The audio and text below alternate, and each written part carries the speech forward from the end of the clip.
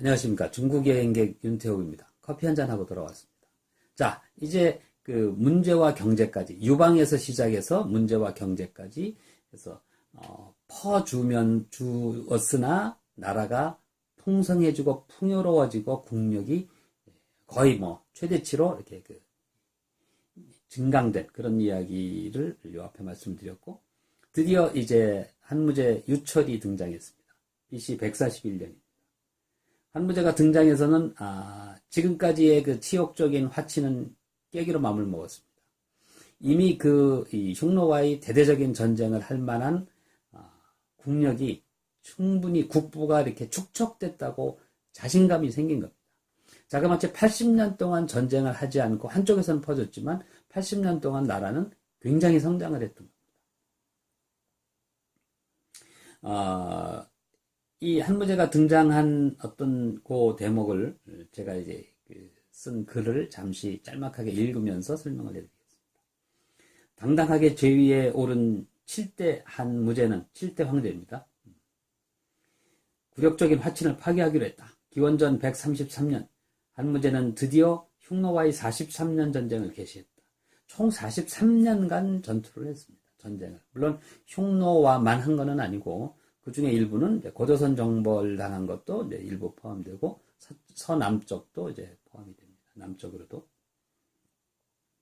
퍼주기를 중단하고 전쟁으로 퍼붓기를 시작하는 것이다. 창고를 열어 국가의 재부를 전비로 퍼부었다. 흉노는 어떻게 됐을까? 흉노는 유목민 특유의 기동력으로 한나라 대군과 승패를 주고받았다. 그러나 엄청난 국부를 쏟아붓는 한나라의 장기적인 지구전에 서서히 무너져갔다. 흉노는 최종적으로 엎어지게 되는 것은 결국은 내분에 의해서 엎어집니다.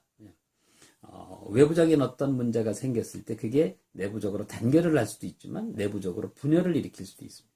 그 분열 속에서 결국은 무너져 가게 되는 거죠. 이 흉노는 북방 초원에서는 일종의 새떼, 이게 중원에 있는 사람들이 흉노를 묘사하는 말입니다. 새떼와 같다. 그래서 쫓아가면 날아가고 새떼가 흩어져서 날아가 버리고 잡을 수가 없습니다. 잡아야 한두 마리, 서너 마리 이렇게 못 잡습니다. 잠시 후에 있으면 그 새떼들이 몰려서 다시 날아오고 정말 어떻게 할 수 없는 그런 겁니다.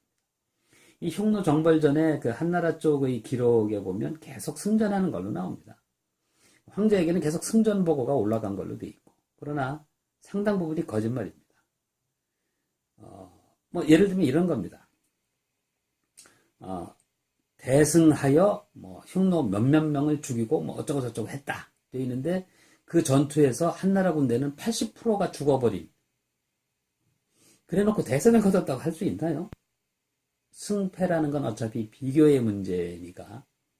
그래서 그런 것들로 해서 흉노를 정벌전을 하기는 했지만 그렇게 효과적이지 않습니다. 그게 흉노의 기마군단의 기동력 때문에 그랬습니다. 마침 여기 어떤 그림이 있어서 제가 이게 흉노와 관련된 그림으로 누가 이렇게 올려져 있던 건데 제가 좀 빌려왔습니다. 전형적인 흉노의 군사력을 보여주는 겁니다.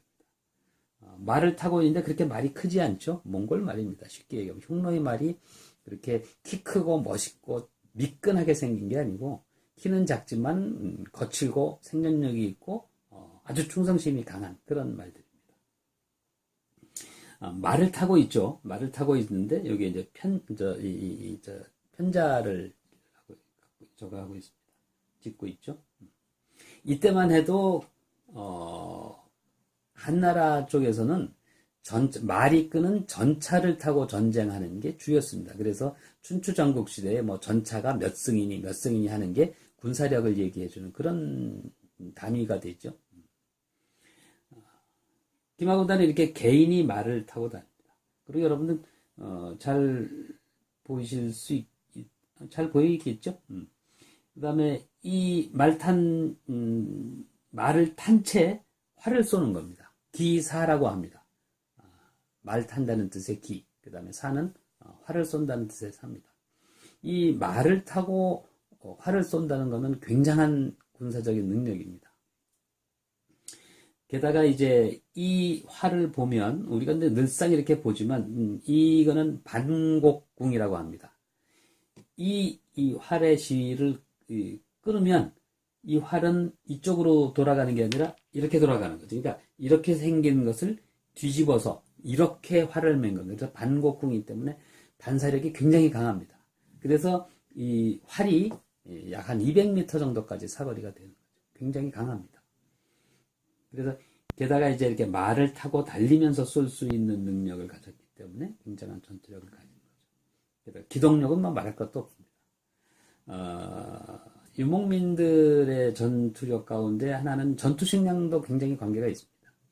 농경민들의 이 군대는 어디 가다가 시간이 되면 적어도 하루에 2끼 밥은 해 먹어야 되니까 무거운 솥을 들고 와서 불을 피운 다음에 솥에 물을 끓여서 거기에 뭐 이거저걸 어떻게 넣어서 끓이고 어쩌고저쩌고 이렇게 해서 이제 먹어야 됩니다. 그러나 이 초원의 이 기마군단들은 그렇게 하지 않습니다.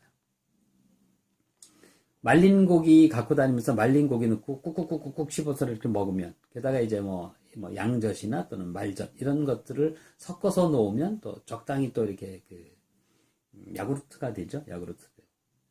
저런 걸 안장 밑에 깔고 다니다가 쓱 빼가지고 쭉쭉쭉쭉 먹으면 한 끼입니다.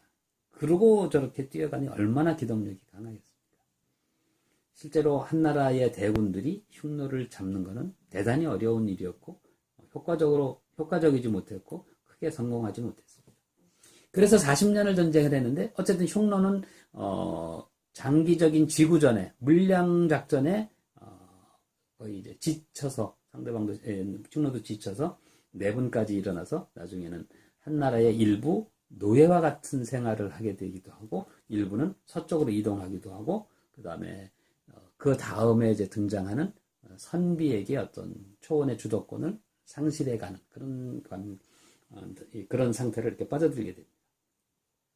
어쨌든 그 흉노와의 43년 전쟁을 했습니다. 그 결과가 어떻게 됐냐면 이렇게 되어 있습니다. 인구가 4천만에서 2천만으로 반토막 났습니다. 전장에 나가서 죽고, 저거는 2천만이라는 얘기는 2천만이 다 죽었다는 뜻은 아닙니다. 나가서 죽은 인구도 많고, 그 다음에 농토를 떠나서 유민이 돼서 유랑을 하는 겁니다. 그래서 소위 말해서 백성들 머리수 세는데 포함이 안 되는 겁니다. 세금을 안 낸다는 뜻입니다. 세금 낼 능력이 없는 거죠. 이미 다 통틀어서. 핵심적인 이유가 뭐냐면 전비를 퍼붓기 위해서 세금을 걷어야 됩니다.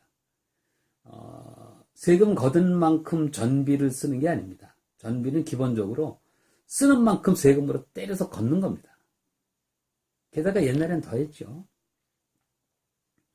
게다가 관직도 판매했습니다. 아예 관직도 판매해서 이제 돈 없는 백성들의 이 코 묻은 세금을 걷어들이는 걸로는 너무 이제 한계가 있으니까 관직도 판매하고 죄인들한테 사면해 줄 테니까 돈 내. 공식적으로 이렇게 했습니다. 이렇게 망가지는 겁니다. 여러분 세옹지마라는 말을 아시나요? 변방에 살고 있는 어떤 할배가 말과 관련됐죠. 그래서 말을 어떻게 이렇게 주워왔는데 그 말을 타다가 아들이 죽었고, 아들이 죽어서 아들이 죽은 게 아니라 다리가 부러져서 병신이 됐고, 그렇게 슬퍼했는데 또 이게 무슨 일이 되고 이래서 이제 어떤 일이 좋은 일이었다, 나쁜 일이었다, 좋은 일이었다, 나쁜 일이었다, 이렇게 알 수 없는 것들을 세옹지마라고 하는데요. 세옹지마의 최후의 장면은 뭐냐면 그 마을의 모든 남정네는 다 전장에 끌려가서 죽어버렸는데 다리 병신이 된 이 불행해 보였던 한 남자만이 살아남아서 가장 운이 좋은 남자가 되어 버린 거죠. 그런 걸 세옹지마라고 하는데, 이 세옹지마에 정말로 어떤 구체적인 기실이 있다면 이 시대였을 겁니다. 그러니 인구가 4천만이 2천만이 되는 이런 끔찍한 어떤 국가의 몰락을 가져. 그랬는데 이럴 때 나라가 망하면 관료들은 돈을 법니다. 항상 그렇습니다. 부패해서 돈을 법니다. 거기서 돈을 빼먹는 거죠. 무기대금에서 빼먹고, 세금 거두면서 빼먹고, 이렇게 빼먹고 저렇게 빼먹고, 수없이 빼먹는 겁니다. 그래서 이제 이 한나라의 대신들이 다시 룬타이 윤대에 둔전을 보내고 군사를 보내서 주둔해서 다시 흉노를 계속 정벌하자. 그리고 이제 어떤 세금을 더 걷자라고 이제 그 상주했습니다. 올렸습니다. 그랬더니 거기에 대해서 이제 재정 부족에도 너무너무 지치고 전쟁도 성과가 없고 성과가 있긴 있었지만 뭐 너무 지친 거죠. 우리가 생각하는 그런 한나라의 전성기 같은 자부심에 가득 차 있는 한무제가 아닙니다. 이제는 지쳤습니다. 스스로도 백성들이 지친 건 말할 것도 없고 한무제 자신도 지쳤습니다. 그래서 한무제가 답을 한 것이 바로 죄기조입니다. 내가 즉위한 이후에 망령된 일을 너무 많이 벌렸고 국보를 너무너무 탕진했다. 이제 더 이상 천하의 백성을 힘들게 하는 일을 그만하겠다. 이제 전쟁하자는 소리 하지 마, 이 나쁜 새끼들아. 이런 뜻입니다.